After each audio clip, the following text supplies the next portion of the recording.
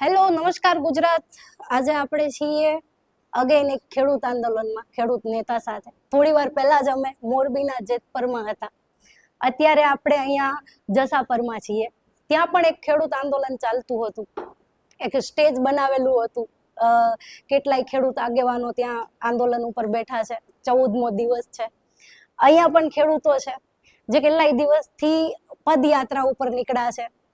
પણ મેં પર્સનલી જે વસ્તુ જોઈ કે તમે લોકોએ પણ સોશિયલ મીડિયામાં જેતપરનું આંદોલન ખૂબ જોયું હશે, પણ આજે પદયાત્રા નીકળી રહી છે ખેડૂતની, એના વિશે ભાગ્યે જ તમને કોઈ વિડીયો આડો આવ્યો હશે. તો હું જ્યારે અહીંયા આવી પાલભાઈને મળી ત્યારે મને જે પેલો પ્રશ્ન થયો એ જ પ્રશ્નથી મારે આ વિડીયોની શરૂઆત કરવી છે, ઇન્ટરવ્યુની શરૂઆત કરવી છે કે શું છે પાલભાઈ એવું કે આ પદયાત્રા એટલી બધી દેખાતી નથી મીડિયામાં, સોશિયલ મીડિયામાં. જેતપરનું હજી પણ થોડું ઘણું દેખાય છે.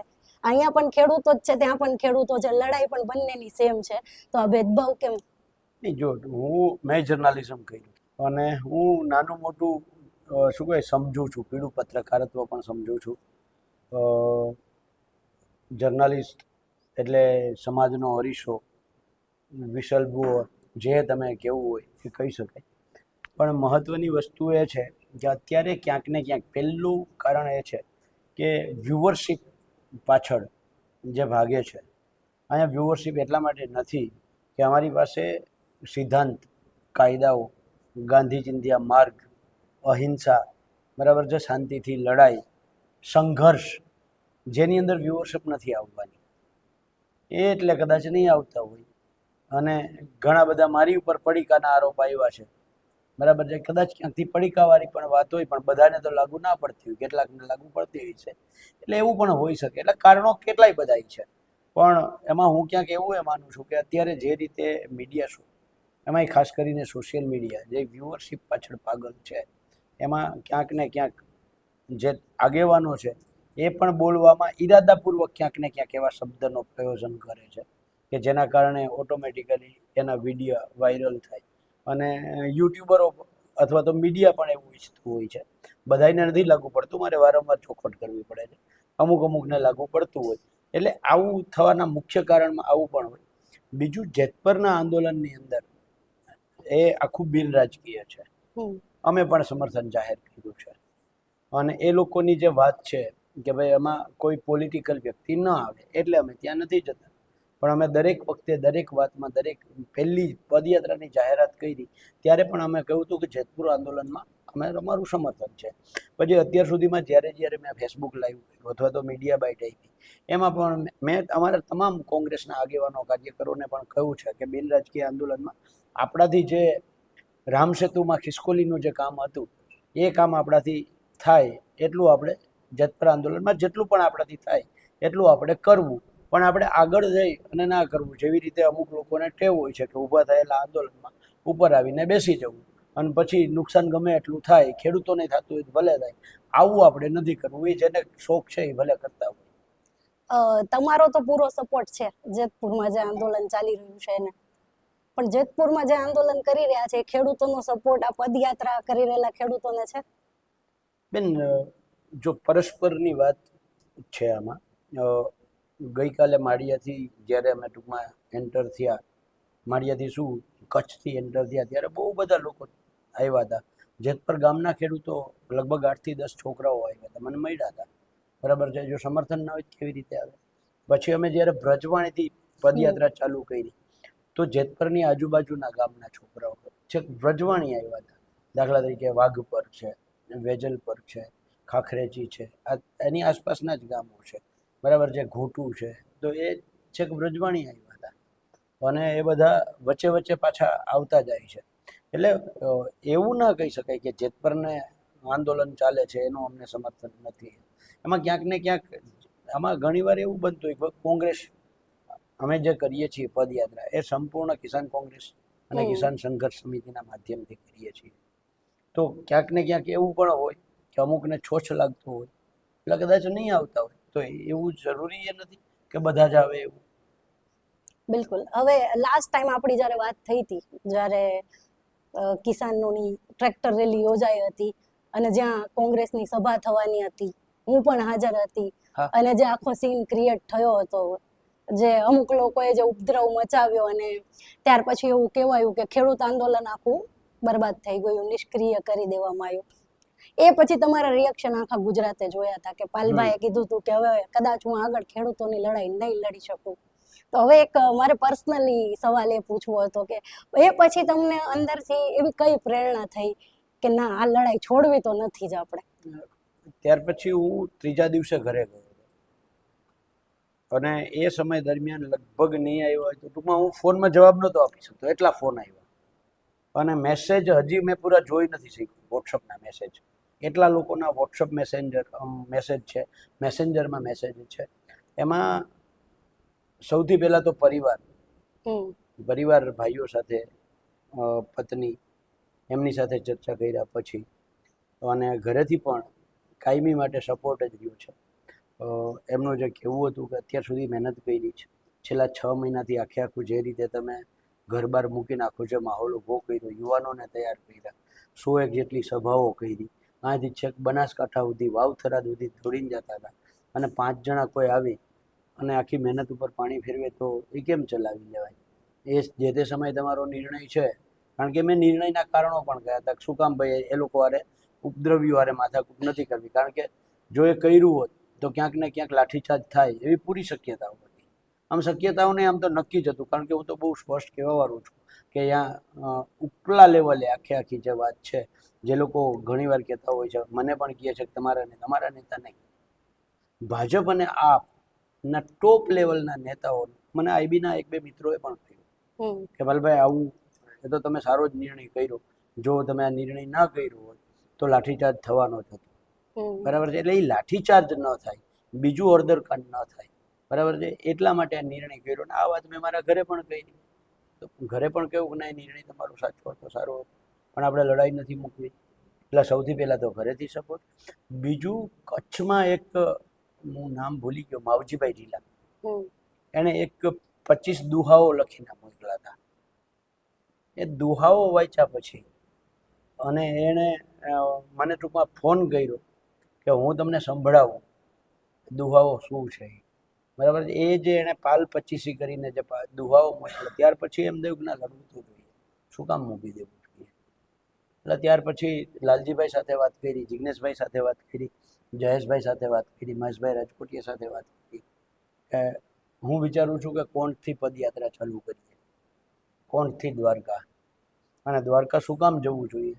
તો સરકાર સમજતી નથી. અને આપણે નાના હતા ને, નાના હોઈએ, બરાબર છે, અને ત્યારે માની લો પાડોશીનો છોકરો કદાચ, અને બધાના ઘરે આવું થતું હોય, એક બાળકને પાડોશીનું બાળક મારે તો દાદા આગળ દોડીને જાય કે ઓલો મને હેરાન કરે છે. તો કૃષ્ણ આપણો દાદો છે. દાદા આગળ દોડીને જઈએ, કહીએ કે સરકાર સમજતી નથી, અદાણી અંબાણીને સદબુદ્ધિ આપે.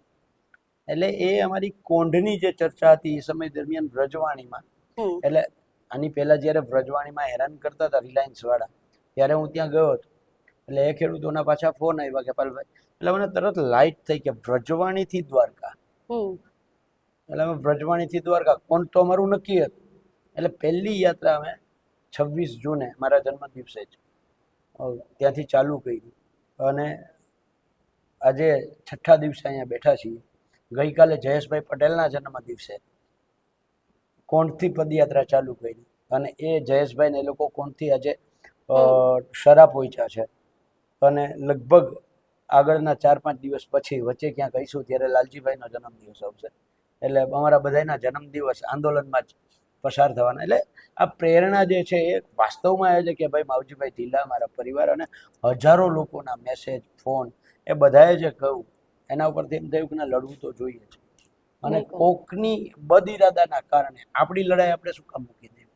જો કોઈ માણસ તમારી જે લડાઈ છે એ લડાઈને સફળ ન થવા દેવા માટે પ્રયત્ન કરતા હોય તો એને તમારે જવાબ આપવો જોઈએ. એનાથી વધારે મજબૂત લડાઈ કરી અને એને સામે ઊભું રહેવું જોઈએ. કોઈ તમને હરાવવાનો પ્રયત્ન કરે અને તમે હારી જાઓ તો તમે લડવૈયા જ કહેવાના. અચ્છા, એક સવાલ એ હતો કે જે કારણ આપવામાં આવ્યું હતું ટ્રેક્ટર રેલી ખરાબ કરવાનું, કે ખેડૂતોએ જ્યારે ત્યાં અમિત ચાવડાનું પોસ્ટર જોયું, કોંગ્રેસની સભા જો એટલે ખેડૂતોને અભાવ આવ્યો કે આ તો કોંગ્રેસની સભા છે, અમે તો ગાંધીનગર જવા નીકળ્યા હતા અને કોંગ્રેસ અહીંયા પોતાનું PR કરે છે એટલે અમારે નથી જવું. તો તમને આમ ક્યારે એવું થાય કે કદાચ સભા ના રાખી હોત, કદાચ પોસ્ટર ના લગાડ્યું હોત તો આ આંદોલન જુદી દિશામાં જાય? જોશના, પહેલા તો એક તમારા શબ્દમાં સુધારો કરાવતો, ખેડૂતોને એવું નથી લાગ્યું, લગાવડાવ્યું. આમ આદમી પાર્ટીના જે આ 25 લોકો જે આવ્યા હતા, બરાબર છે, એણે જે માહોલ ઊભો કર્યો. હું તો આગલી રાત્રે, મને તો પછી આ બધા વિડીયોને મેં જોયા ત્યારે ખબર પડી, આગલી રાત્રે અમે જ્યાં વિરમગામ રોકાયા હતા ત્યારે જ આ લોકો તો ષડયંત્ર ચાલુ કરી દીધું હતું. પણ ત્યારે શું હતું કે જે લોકો ટ્રેક્ટર લઈને આવતા હતા એમની વ્યવસ્થામાં હું પડ્યો હતો, બરાબર છે, કે એને રોકાવાની વ્યવસ્થા, એને જમવાની વ્યવસ્થા, કારણ કે જે કોઈ આવે છે તો એની વ્યવસ્થા. પછી કેટલાય ખેડૂતો એમને બસમાં, અમુક લોકોને ખબર હતી કે અહીંયા પહોંચવાના છે તો અમુક લોકો બસમાં રાત્રે આવી ગયા હતા, તો એની રોકાવાની વ્યવસ્થા ને એ બધામાં અમારી આખી ટીમ પડી હતી. પણ બીજા દિવસે અમુક વિડીયાઓ જોયા આ બધું થઈ ગયા પછી, બરાબર, ત્યારે ખબર પડી કે આ લોકોએ તો રાત્રે જ ચાલુ કર્યું. રાત્રે તો એ લોકોએ ત્યાં સુધી પ્લાનિંગ કર્યું હતું કે અમુક ટ્રેક્ટરોને તો એણે પાછા લઈ જવા માટેનો પ્રયત્ન કર્યો હતો કે આમાંથી જો 50-60 ટ્રેક્ટર રિટર્ન જાય ને તો ત્યાં જ ફિયાસ્કો થાય. પણ થયું એવું કે એમાંથી 3 જ ટ્રેક્ટર તૈયાર થયા હતા, 3 જ ટ્રેક્ટર તૈયાર થયા હતા એ ભાઈના કહેવાથી. જે ભાઈ મુખ્ય વિધ્વંસકારીઓનો જે મુખ્ય ચહેરો હતો એના કહેવાથી 3 જ ટ્રેક્ટર તૈયાર થયા હતા. એટલે 3 ટ્રેક્ટરને પછી લઈ જાય તો એ ભૂંડા લાગતા હતા એટલે પાછા આવ્યા. એટલે ત્યારથી આ બધી ખબર મને પાછળથી પડી, બરાબર છે. એટલે એ જે છે એ લોકો રાત્રે આખો પ્લાન એને તૈયાર કરી નાખ્યો હતો. બીજું, અમે જે રીતે ત્યાં વાત કરવામાં આવી, મેં 101 જેટલી સભાઓ કરી, એમાં દરેક સભામાં મેં કહ્યું છે કે હું કોંગ્રેસમાં છું. મારો જન્મ ખેડૂતના ઘરે જ થયો છે, એટલે મારી પહેલી ફરજ છે ખેડૂત છે, બીજી ફરજ કોંગ્રેસ છે. મેં ક્યાંય છુપાવ્યું નથી, બરાબર છે. કિસાન કોંગ્રેસના નામે આંદોલન કરીએ છીએ, આ બહુ સ્પષ્ટ કહ્યું છે દરેક જગ્યાએ, દરેક સભામાં, બરાબર છે. નંબર 3, વાત રહી ગાંધીનગર જવાનું કહ્યું હતું અને અહીંયા શું કામ રોકી દીધા, બહુ સ્પષ્ટતા સાથે અમે અહીંયાથી નીકળ્યા ત્યારે દરેક જેટલા મીડિયાએ પૂછ્યું દરેકને કહ્યું હતું અમે કે અમે મંજૂરી લીધી નથી, યાત્રાની મંજૂરી અમે લીધી જ નથી. એટલા માટે કાયદો જાણીએ છીએ. અત્યારે આચારસંહિતા નથી, ચૂંટણી નથી, એટલે અમારે મંજૂરી લેવાની ના હોય, કાયદો અને વ્યવસ્થા જાળવવામાં આવે એવી એક અરજી કરવાની હોય ને એ અરજી અમે 5 દિવસ પહેલા રાજ્યના DGPને મળીને આપીને આવ્યા છીએ. એટલે મંજૂરીવાળી વાત જે છે એ, બરાબર છે. અને જ્યાં જ્યાં અમને પૂછ્યું ત્યાં અમે કહ્યું જ્યાં પોલીસ રોકશે ત્યાં અમે બેસી જઈશું. અમારા માટે અઠે દ્વારકા એવો મેં શબ્દ વાપરેલો છે, જ્યાં રોકશે ત્યાં અમે બેસી જઈશું. ત્રીજું, ગાંધીનગરનું કહીને ઓગણે જ શું કામ, બરાબર છે. તો દિલ્હી આંદોલન, આખા ભારતના ખેડૂતોને આહવાન આપ્યું ચલો દિલ્હી, તો UP border, Haryana border, Rajasthan બોર્ડરે રોકી દીધા, તો એ ક્યાં દિલ્હી પહોંચ્યા હતા. એટલે આખી વાતને ખેડૂતોને ગુમરાહ કરવામાં આવ્યા. અને આ ભાઈએ રાત્રે, મને જ્યાં સુધી ખબર છે ત્યાં સુધી, એ ભાઈ અને એની જે આખી ટીમ હતી એને રાત્રે એક ખેડૂતને વ્યક્તિગત મળી અને સમજાવ્યા છે કે આ કોંગ્રેસનું આંદોલન છે, તમને ખોટી રીતે ગેરમાર્ગે દોરે છે, બરાબર છે. અને વાત રહી, એ ભાઈ જે વાત કરે છે ઘણી વખત, અથવા તો એના આકાઓ જે બેઠા છે આમ આદમી પાર્ટીના મોટા નેતાઓ, એ એમ કહે છે કે અમારા બધા ટ્રેક્ટરો હતા. મોરબીમાંથી હું એમ કહું હાલો 500 ટ્રેક્ટર આવ્યા હતા, ખરેખર 500 નહોતા આવ્યા. મોરબીમાંથી દરેક ખેડૂત સ્વીકારે 500 ટ્રેક્ટર મોરબીમાંથી નહોતા, બરાબર છે. અને આખી મોરબીમાંથી 5000-7000 માણસ આવ્યું છે. આમાં સહમત, હાલો નથી આવ્યું તોય આપણે 7000 ગણીએ, 10000 ગણીએ, ચલો. તો અહીંયા 20-25 હજાર માણસ હતું, 15,000 તો બીજે ક્યાંકથી અમારી મહેનત ન હતું. 2200 ટ્રેક્ટરમાંથી 500 ટ્રેક્ટર તમે ગણી લ્યો તો બાકીના 700 ટ્રેક્ટર, ઓલા 1700 ટ્રેક્ટર એ તો અમારી મહેનતના હતા ને. અને મોરબીના 500 ટ્રેક્ટર અને 7000 કે 10,000 માણસ, તો બધું એના કહેવાથી તો નહોતું આવ્યું ને. અમે ગામે ગામ રેખડા હતા એટલે આવ્યા હતા ને, બરાબર છે. એટલે આખી વાત જે છે એ તૈયાર ભાણે જમવાવાળી જે વાત હતી એનો મેળ ખાધો નહીં, એટલે ભાણું ઢોળી નાખ્યું છે. પણ એક એવું પણ નજરમાં આવ્યું, કદાચ મારું ઓબ્ઝર્વેશન ખોટું બી હોઈ શકે, હું એમ નથી કહેતી સાચું જ હોય, વિડીયોઝ અમુક જોયા હતા સોશિયલ મીડિયા ઉપર જેમાં જે ખેડૂતો પાછા ફરી રહ્યા હતા એ એવું કહી રહ્યા હતા કે અમારે તો ગાંધીનગર જવાની વાત હતી અને અહીંયા તો કોંગ્રેસની સભામાં રોકી દીધા. ખેડૂતોના આ વિડીયોઝ છે, કદાચ તમે પણ જોયા હશે. તો વાત એ છે કે શું કોંગ્રેસની જે કમિટી છે એ ક્યાંક ને ક્યાંક કોર્ડિનેશન કરવામાં, કોમ્બિનેશન કરવામાં થાપ ખાઈ ગઈ એવું તમને નથી લાગતું? નહીં, એક વસ્તુ બહુ ક્લિયર, જ્યારે કોઈ પણ અત્યારે દાખલા તરીકે અમે પદયાત્રા કરીએ છીએ, અમે 4 જ દિવસનો, આગળના 4 દિવસનો જ રૂટ છે. અમે કહીએ છીએ દ્વારકા જવાનું છે, બરાબર. અમે દાખલા તરીકે ગઈકાલે જે એક પોસ્ટર આપ્યું તેમાં ખારચિયા ગામ લીધું હતું, આજે ખારચિયાની જગ્યાએ બીજું ગામ લીધું છે, બરાબર છે. તો એ નાના મોટા આંદોલન થતા હોય, રેલીઓ થતી હોય, એમાં કલાકે નહીં, 15 મિનિટે ડિસિઝનો બદલતા હોય, બદલતા જ હોય. કારણ કે સરકાર શું કરવા માગે છે, કેવી પરિસ્થિતિ સામે થવાની છે, એ પ્રમાણે તમારી રણનીતિ તૈયાર થતી હોય. અને આ તૈયારી તો નહીંતર તમારું આંદોલન હાલે જ નહીં. આંદોલનમાં તો આમ શું હોય, ક્ષણે ક્ષણે બદલાવ આવતા હોય. તો એ બદલાવની તૈયારી હંમેશા રાખવાની હોય. અને હંમેશા આ એક વખત ઘટના બની ગઈ એનાથી કંઈ જિંદગી તો નથી હારી ગઈ. પણ હું ખેડૂતોને કહેવા માગું છું કે જ્યારે તમારી લીડરશિપ ઉપર વિશ્વાસ લઈને તમે નીકળો ત્યારે સ્વાભાવિક છે કે એના નિર્ણયો ઉપર, દાખલા તરીકે અત્યારે જેતપુરમાં ચાલે છે તો 5 કે 7 જણાની જે કમિટી છે, તો એ કમિટીના નિર્ણયને ખેડૂતોએ માન્ય રાખવાનો. જો એ તમે નિર્ણયને માન્ય ન રાખો અને તો, કારણ કે આ 5 જણા છે એ તો આખી સરકારની આંખમાં ખટકે છે. એને કોઈ પણ રીતે એને કેવી રીતે બદનામ કરવા, એમાં કેવી રીતે ભાગ પાડવા, આ તો હંમેશા સરકાર ઈચ્છતી હોય છે. અને એમાં જ્યારે તમે એને બોલેલા શબ્દો બોલવા લાગો ત્યારે થાય શું, આંદોલન તૂટી જાય. અને એને બોલેલા શબ્દો એટલે સરકાર તમને કહેવા નથી આવવાની કે આવું કયો. એના માણસો હોય, એ અમુક મીડિયામાં માણસો છે એના, અમુક અલગ અલગ પાર્ટીઓમાં એના માણસો છે, એના દ્વારા કરાવડાવે. અમુક ખેડૂત આંદોલનના નાના મોટા ચહેરા છે એ પણ છે, એ પણ ક્યાંક ને ક્યાંક સરકારના માણસ છે અમુક એવા, અમને ખબર છે. કારણ કે મારો ખેડૂત આંદોલનનો લગભગ 12 વર્ષનો અનુભવ છે. એ સમય દરમિયાન ઘણા બધા એને અનુભવ્યા છે. એટલે અમુક ફેસ છે કે જે આ કામ કરે છે.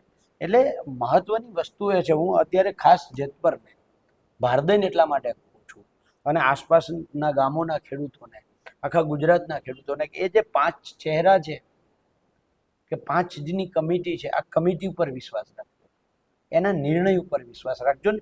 એ નહીં, એ અડગ છે, મને ખબર છે. એ જે છોકરાઓ છે ને એ અડગ છે, એ કોઈના બાપનું માને એમ નથી. હું એની વાતમાં સહમત છું. એટલે એને બદનામ કરવા માટેની જે આખી સિસ્ટમ, જે ષડયંત્ર થાય, આ ષડયંત્રને ખેડૂતો નથી ઓળખી શકતા. એટલે આવી ભૂલ ન થાય એવી હું વિનંતી પણ કરું છું. ઓકે, હવે એક ક્રિટિકલ ક્વેશ્ચન કે કોંગ્રેસ આટલા વર્ષથી મતલબ મહેનત કરે છે, છેલ્લા 30 વર્ષથી દરેક સમસ્યામાં પબ્લિકની સાથે રહે છે, એના દરેક પ્રશ્નો ઉઠાવે છે. 6 મહિનાથી પાલભાઈ આંબલિયા ઘર બાર મૂકીને ખેતરે રખડે છે, લોકોને કાયદાનું જ્ઞાન આપે છે. અને આ પાલભાઈ આંબલિયા જ છે જેના લીધે હવે અત્યારે ખેડૂતો અધિકારીઓની આંખમાં આંખ નાખીને કાયદા સમજાવે છે, વાત કરે છે. લાલજીભાઈ દેસાઈ છે, જિગ્નેશભાઈ મેવાણી છે, અન્ય તમારા 2 મિત્રો જયેશભાઈ પટેલ અને પેલા રાજકોટ મહેશભાઈ રાજકોટિયા, આ 5 ખેતરે જઈને ગુજરાતના ખૂણે જઈને ખેડૂતોને જાગૃત કરે છે, આટલી મહેનત કરે છે. અને એ સિવાય પણ દરેક વખતે જ્યારે પણ પબ્લિકના કોઈ પ્રશ્નો હોય ત્યારે કોંગ્રેસ આવે છે, ઊભી રહે છે. એમ છતાં પણ આ ગુજરાતની જનતા 30 વર્ષથી વિરોધ પક્ષની ભૂમિકા ભજવતા કોંગ્રેસ પર ભરોસો નથી કરી શકતી, લીડર પર ભરોસો નથી કરી શકતી. કાલની આવેલી આમ આદમી પાર્ટી તરફ જતી રહે છે, તો આ ક્યાં ગેપ પડે છે? એના આ બહુ લેન્ધી ક્વેશ્ચન છે, ક્રિટિકલ કરતા બહુ લાંબો જવાબ આનો હોઈ શકે. તમે સમય લઈ શકો છો. એના કારણોમાં અનેક કારણો છે. પહેલું કારણ એ છે કે કોંગ્રેસ હંમેશા સત્તા પાછળ નહીં. દાખલા તરીકે હું ઉદાહરણ આપું, અહીંયા સાક્ષી છે, બેઠા એમાંથી કેટલાય લોકો જ્યારે સ્થાનિક સ્વરાજ્યની ચૂંટણી પહેલા વીજ લાઈનોના પ્રશ્ને અમે લડાઈ કરતા હતા, ત્યારે જે ગામમાં હું જતો હતો ને ત્યારે હું એમ કહેતો હતો, સ્થાનિક સ્વરાજ્યની ચૂંટણીમાં વિજયભાઈ ઉમેદવાર હોય કોંગ્રેસનો અને હું પ્રચાર કરવા આવું વિજયનો, કારણ કે પાર્ટી આદેશ કરે તો મારે આવવું પડે. હું વિજયનો પ્રચાર કરવા આવું તોય તમને વિજય સારો લાગતો હોય ને તો મત દેજો, નહીતર ના દેતા. હું ત્યારે કિસાન કોંગ્રેસનો ચેરમેન હતો, જિલ્લા કોંગ્રેસનો પ્રમુખ હતો, 2 હોદ્દા મહત્વના હતા. અને તેમ છતાંય હું એમ કહેતો હતો ખેડૂતોને, તમારા હક માટે લડવા માટે બહાર નીકળો, બરાબર છે. આવું બીજી એક પણ પાર્ટીનો નેતા નહીં કહે. એટલે અમે રાજનીતિ કરીએ છીએ, અને રાજનીતિ છે ને એ લાંબો સંઘર્ષ માંગે. લોકોના એના હક અધિકાર માટે લડતા કરવા, એને જાગૃત કરવા, એમને માહિતગાર કરવા, બરાબર છે, એ કામ છે એક વિરોધ પક્ષ તરીકે. અમે જો રાજનીતિ કરીએ તો, રાજકારણ કરવું હોત તો હું હમણાં કહેત કે રામ મંદિરમાં ચોરી થઈ. રામ મંદિરમાં, મારા ઘરમાં ચોરી થાય એમ રામ મંદિરમાં ચોરી થઈ, આમાં કોઈ નવું વધારે કંઈ છે નહીં, બરાબર છે. પણ એ જનતાનો મુદ્દો નથી, એ રાજકારણનો મુદ્દો છે, રાજનીતિનો મુદ્દો નથી. રાજનીતિનો મુદ્દો એ છે કે નીટનું પેપર શું કામ ફૂટ્યું.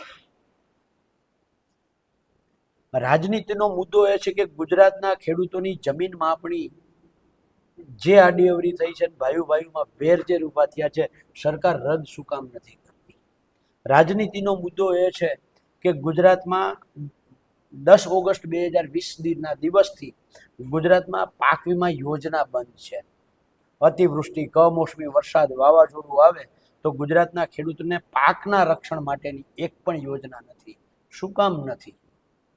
આ જે મુદ્દાઓ અમે ઉઠાવીએ છીએ, એની સામે બીજા પક્ષો છે, એ ક્યાંક ને ક્યાંક ધર્મના નામે લોકોને શેમાં મજા આવે છે. એક પાર્ટી આખી એવી છે કે કેવું બોલવાથી લોકોને મજા આવે, પછી ખેડૂતોના ઠાઠા તૂટી જાય, ભલે તૂટી જાય, પણ મજા આવે છે ને એવું બોલે છે. અમે મજા આવે એવું નથી, સારું લાગે એવું નથી બોલતા. અમે ખરેખર એના માટે સારું શું થઈ શકે એમ છે, એના માટે અમે બોલીએ છીએ. તમને સારું લગાડવા બોલવું અને તમારા માટે સારું શું થઈ શકે એ બોલવું. સારું લગાડવા બોલવું એ રાજકારણ છે, અને સારું થઈ શકે એના માટે બોલવું અને લડવું એ રાજનીતિ છે. એ અમે કરીએ છીએ. ભલે સત્તા ના આવે, 30 વર્ષથી નથી આવી, ભલે બીજા 10 વર્ષ ના આવે, પણ જે મૂળ વાત છે સંઘર્ષ એ ચાલુ રાખશું અને લોકોને એના હક અધિકારથી જાગૃત કરતા રહીશું. હવે આ વાતચીતને અંત તરફ લઈ જાઉં ત્યારે મારે સવાલ પૂછવો છે કે આટલી લાંબી લડત તમે આપી રહ્યા છો, 6 મહિનાથી આપી રહ્યા છો, હજી તમારી પદયાત્રા ચાલુ છે. 27માં વિધાનસભાની ચૂંટણી આવે છે, એટલે સમજો ને તમે, હમણાં નવેમ્બર ડિસેમ્બરમાં જેની તૈયારી ચાલુ થઈ જશે, એમ છતાં અત્યારથી ચાલુ થઈ ગઈ, એમ છતાં પણ જે દેખાઈ રહ્યું છે અંદરખાને શું ચાલી રહ્યું છે હું કે તમે આપણે ન જાણી શકીએ, પણ જે પ્રમાણનો માહોલ છે એવું દેખાઈ રહ્યું છે કે હજી સરકારના પેટનું પાણી હલતું નથી. તો શું એને એ પણ ડર નથી લાગતો કે આ વિધાનસભામાં અમને આંદોલનનો ફટકો પડશે? જો એના કારણો, આગળના તમારા સવાલનો પણ આમાં જવાબ છે. એના કારણોમાં ક્યાંક ને ક્યાંક ઈવીએમ છે, ક્યાંક ને ક્યાંક ગુજરાતની જનતાની જે ધર્મ પ્રત્યેની લાગણી છે, જાતિવાદ છે, ધર્મવાદ છે. આ જાતિવાદ, ધર્મવાદ અને મશીનરીનો ઉપયોગ, તાલુકા પંચાયત, જિલ્લા પંચાયતની સરકારી મશીનરીનો જે રીતે સરકારે ઉપયોગ કર્યો છે, દાખલા તરીકે ગીર સોમનાથ, કોડીનારના ચૂંટાયેલા તાલુકા પંચાયતના સદસ્યો સાથે મળી અને દ્વારકાધીશના દર્શન કરવા આવે, રાત્રે રોકાય, અને પોલીસ એને રાત્રે ત્યાંથી, એ લોકો 17 કે 20 જણા હતા અને 70 પોલીસનો કાફલો જઈને એને ઉપાડે, બરાબર છે. આ જે આખું શું કામ? કે કોડીનાર તાલુકા પંચાયત ભાજપની બને એના માટે. તો આ જે રીતે થાય છે, બરાબર છે, એટલે એ સરકારને ક્યાંક ને ક્યાંક એ આ બધી જ બાબતોને લઈ અને એનો જે સરવાળો કરતા હશે, કારણ કે ભાજપે તો ચૂંટણી હારે ત્યાર પછી પાછી ચૂંટણીની જ રમત ચાલુ હોય, એને જીતે પછી એની ચૂંટણીની, એટલે એ 5 વર્ષ તૈયારીઓ કરે છે અને એમાં કન્ટિન્યુ એ ગણિત ગણતા હોય છે, અને એ ગણિતમાં ક્યાંક ને ક્યાંક હજી એને ચોખ્ઠું નહીં બેસતું હોય, એટલે કદાચ એને પેટનું પાણી નથી હલતું. પણ કદાચ પેટનું પાણી હલતું હોય તો એ જ્યાંથી હજારો કરોડો રૂપિયાનું ફંડ લીધું છે ત્યાં તો જવાબ કેવી રીતે આપવો? બીજું, ગુજરાત સરકાર, ભૂપેન્દ્રભાઈ છે, એ ભૂપેન્દ્રભાઈના થોડા નિર્ણયો છે, એ તો અદાણી અંબાણીના નિર્ણયો છે, દિલ્હીથી નિર્ણયો લેવાય છે. મને તો અમુક માહિતી એવી પણ જાણવા મળી છે, આછું ખોટું મારો દ્વારકાવાળો જાણે, કે અહીંયાથી જે ક્રિટિકલ ફાઇલો જેટલી પણ હોય એ ફાઇલો અહીંયાથી હેલિકોપ્ટરમાં દિલ્હી જાય છે અને Okay. ત્યાંથી નક્કી થઈને આવે છે કઈ ફાઇલમાં ભૂપેન્દ્રભાઈએ સહી કરવી ને કેમાં ના કરવી. એટલે ભૂપેન્દ્રભાઈ છે ક્યાંક ને ક્યાંક માત્ર ને માત્ર રિમોટ હોય એવું બહુ સ્પષ્ટ દેખાય છે. અચ્છા, એક તરફ એવું બતાવવામાં આવે છે કે કોંગ્રેસ ખતમ થઈ ગઈ છે ગુજરાતમાં તો સંપૂર્ણપણે, તો બીજી તરફ આપણને એવું પણ જોવા મળે છે કે કોંગ્રેસની પર્સનલ મીટિંગમાં આઈબીના અધિકારીઓ પકડાય છે. એ જો એટલે આમાં શું હોય, પોલિટિકલ પાર્ટીઓ જો કોંગ્રેસ એક તો બહુ સ્પષ્ટતા સાથે કહું કે જે તે સમયે કોંગ્રેસ સત્તામાં હતી, યુપીએ સરકાર, મીડિયા સંપૂર્ણ બોલવાની છૂટ હતી, કોંગ્રેસની વિરુદ્ધ સંપૂર્ણ બોલતી હતી. એટલા માટે બોલતી હતી કે અમે કંપનીઓ પાસેથી પૈસા લઈ અને જે મીડિયા હાઉસ છે ટોપ લેવલના એને પૈસા દઈ અને અમારું બોલાવવા નથી માંગતા. આવો ખોટો પ્રચાર ક્યારેય કોંગ્રેસ નથી કરતી, બરાબર છે. એટલે કોંગ્રેસ ખતમ થઈ ગઈ, ખતમ થઈ ગઈ, ખતમ થઈ ગઈ એવી વાતો કરવાવાળા ખતમ થઈ જશે, કોંગ્રેસ ખતમ નહીં થાય. કોંગ્રેસ ફિનિક્સ પક્ષી છે, એટલે પાછું આડમરડીને ઊભું થાય રાખમાંથી ઊભું થાય જ. કોંગ્રેસ આંદોલન છે અને આંદોલન ક્યારેય મરે નહીં. કોંગ્રેસ આંદોલન છે એ ક્યારેય ન મરે. અચ્છા, હવે એક છેલ્લો ક્વેશ્ચન કે ભાજપ જે છે આપણે બધા જાણીએ છીએ 24/7 એ ચૂંટણીના મૂડમાં જ હોય છે, ઇલેક્શન મૂડમાં બસ સત્તા હાસિલ કરવી છે. કોંગ્રેસ ક્યાંક ને ક્યાંક ઊણી ઉતરે છે એવું નથી લાગતું? ચૂંટણી ટાણે જ જાગે છે. 5 વર્ષ સુધી એવા મજબૂત ઉમેદવારો કેમ નથી શોધી શકતા જેને ગમે એવી લાલચ આપવામાં આવે, ગમે એવો ડર બતાવવામાં આવે તો પણ એ પોતાની વાતમાંથી, પોતાના વચનમાંથી ડગે નહીં અને ઊભો રહીને લડી શકે? અત્યારે ચૂંટણી છે, અત્યારે તો નથી. તમે કોંગ્રેસના વ્યક્તિ સામે જ બેઠા છો, બિલકુલ પદયાત્રા કરીએ છીએ, જી. તો કોંગ્રેસ હુતી કેવી રીતે કહેવાય? ચૂંટણી ટાણે જાગે કેવી રીતે કહેવાય? આ એક જે નેરેટિવ સ્પ્રેડ થયો છે એના વિશે હું વાત કરું છું. એટલે એ કરવામાં આવે છે, નેરેટિવ સ્પ્રેડ કરવામાં. હું તમને કહું, ગુજરાતના ખેડૂતોનું જે ટેકાના ભાવે કૌભાંડ ચાલતું હતું એની સામે લડ્યું કોણ? બિલકુલ કોંગ્રેસ. મગફળી કૌભાંડ, ચણા કૌભાંડ, તુવેર કૌભાંડ, બારદાન કૌભાંડ, જમીન માપણી કૌભાંડ, ડીપ ઇરિગેશન કૌભાંડ, આ બધામાં લડી અને થોડીક પારદર્શિકતા લાવવામાં પ્રયત્ન કોણે કર્યો? બિલકુલ. બરાબર છે. તો કોંગ્રેસ કોણ કહે છે કોંગ્રેસ ચૂંટણી ટાણે બહાર આવે છે? સતત લડીએ છીએ. એવી જ રીતે વિદ્યાર્થીઓના પ્રશ્નો હોય તો કોંગ્રેસ લડે છે, મહિલાઓના પ્રશ્નો હોય તો કોંગ્રેસ લડે છે, લડે જ છે, કોણ કે નથી. પણ મહત્વની વસ્તુ એ છે કે જે તમારો શરૂઆતનો પ્રશ્ન હતો કે મીડિયા છે એ અહીંયા પદયાત્રા, અમે અહીંયા પગ છોલીએ છીએ, નથી દેખાતું, બરાબર છે. એટલે એક આ જે આખું નેરેટિવ ક્યાંથી સેટ થાય? રવીશ કુમારનો એનડીટીવીમાં જે તે સમય હતા ત્યારનો એક એપિસોડ છે અને એની અંદર રવીશ કુમાર હતો ને એક લગભગ 200 ફૂટ ઊંડા કૂવામાં છે. અચ્છા. અને એની કૂવાની ચારે બાજુ જે દિવાલો છે એ દિવાલોમાં અલગ અલગ ચેનલો, આમ ટીવી રાખી છે, સ્ક્રીન, અને એમાં અલગ અલગ ચેનલો દેખાડી છે. એટલે એ અલગ વારાફરતી બધી જ ચેનલો બદલાવે, પણ એની અંદર એને એક ને એક વસ્તુ દેખાય છે. એટલે ઇનડાયરેક્ટ એને મેસેજ એ પાસ કર્યો હતો કે અત્યારે પબ્લિકને, જનતાને કૂવાનો ડેડકો કરી દીધી છે. ગમે એ ચેનલ બદલાવો તો એમાં મોદી મોદી મોદી મોદી જ આવે. જે પગ છોલે છે એ ક્યાંય કરતા ક્યાંય નથી દેખાતા.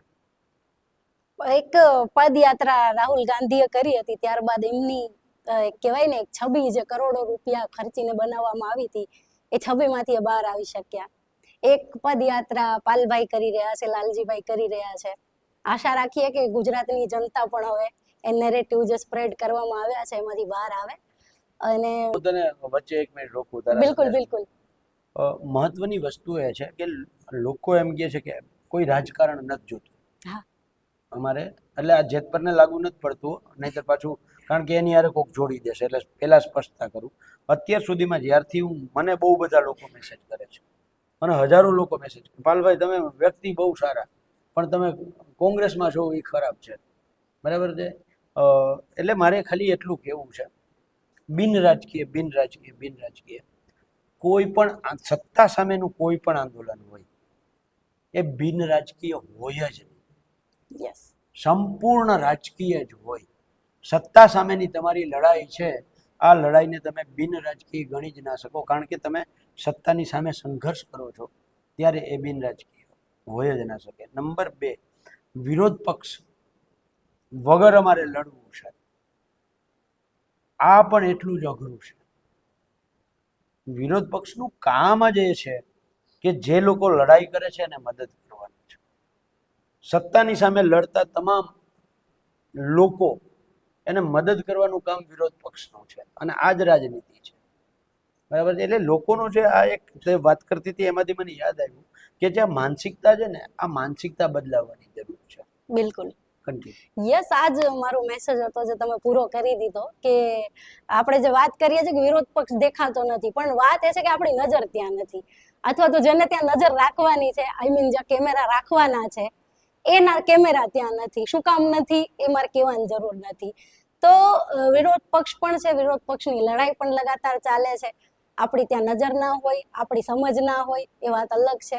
અને પાલભાઈએ કહ્યું, હું પણ સહમત છું કે કોઈ પણ આંદોલન તો કોઈ પણ રાજકીય લડત અથવા તો સત્તાની સામે જે સંઘર્ષ થાય છે એ ક્યારેય બિન રાજકીય હોય જ નહીં. બિન રાજકીય હોય ને એમાં પણ લીડરશિપ તો નીકળી જ આવે. કોઈને કોઈ તો લીડરશિપ લેવાનું જ છે. નવી લીડરશિપ આવશે, વળી નવી પાર્ટી ઊભી કરશે, નવું સંગઠન ઊભું કરશે, તો એ તો બધું પાછું કહેવાય ને કે સર્કલ ફરીને ત્યાંનું ત્યાં આવશે. એટલે આ વસ્તુ સમજવાની જરૂર છે. આઈ હોપ લોકો સમજે અને વિરોધ પક્ષને મજબૂત કરવા માટે થોડીક મહેનત જનતા પણ કરે, કારણ કે જેટલો વિરોધ પક્ષ મજબૂત હશે તમારા મુદ્દા મજબૂત રહેશે. અધરવાઇઝ તમે ગમે એટલી કોશિશ કરશો કે શું કહેવાય આપણી વાત સત્તા સાંભળે એ નહીં સાંભળે. મળીશું જી. હજી મારી એટલે કોંગ્રેસની પીડા હું તમને કહું. જી. અમે જ્યારે લડવા નીકળીએ ત્યારે એમ કે ઈ રાજકીય છે, બરાબર છે, અને ના લડીએ તો એમ કે વિરોધ પક્ષ ક્યાં છે. જ્યારે લડીએ છીએ ત્યારે લોકો અમને એમ કહે છે કે એ તો રાજકારણ કરે છે, એટલે અમારે એમાં નથી જવું. અને જ્યારે અમે માની લ્યો કે ના લડીએ તો એમ કે વિરોધ પક્ષ ક્યાં છે. તો લડીએ છીએ તો અમે રાજકીય થઈ જઈએ છીએ. તો અમે તો રાજકીય છીએ તો રાજકીય જ રહેવાનું ને. એટલે આ એક મોટામાં મોટી પીડા છે કે લડીએ તો એમ કે એ હવે રાજકારણ કરે છે, અને એમ નથી કહેતા કે કોના હાટું કરે છે. અને ના લડીએ તો એમ કે વિરોધ પક્ષ ક્યાં છે, તો ઘેર બેઠું છે, આને ક્યાં કઈ કરવું છે. ઓકે. પાલભાઈના આ વાતનો જવાબ તમે જ આપજો કમેન્ટમાં. મળશું આપણે કોઈ બીજા વિડીયોમાં કોઈ બીજા વ્યક્તિ સાથે. ત્યાં સુધી આવજો. નમસ્કાર.